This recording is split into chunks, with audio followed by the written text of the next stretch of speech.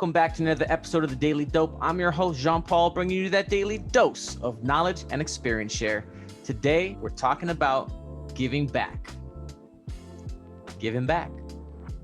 So I was on a call this morning with the head of brand marketing for Amazon, Rick Bowie.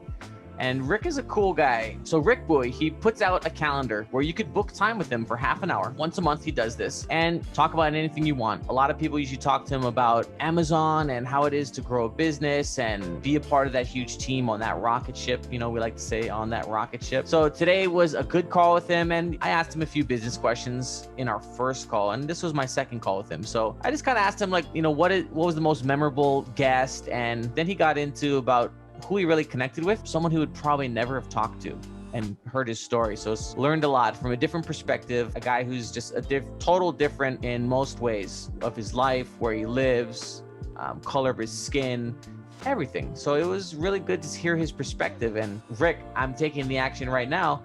In my LinkedIn, I'm putting in office hours too, where come on, we don't need to record it, doesn't need to be part of the Daily Dope or the JPEG podcast, but giving back my time. I already do speak at elementary schools, high schools, colleges, different organizations, whether it's American Marketing Association, American Advertising Federation, or the City and County of Honolulu. I speak to pretty much anyone who invites me, and it makes me feel good. Giving back helps to fill my cup. It doesn't necessarily bring me direct value of money or opportunity to work or get business, but it helps me share my message.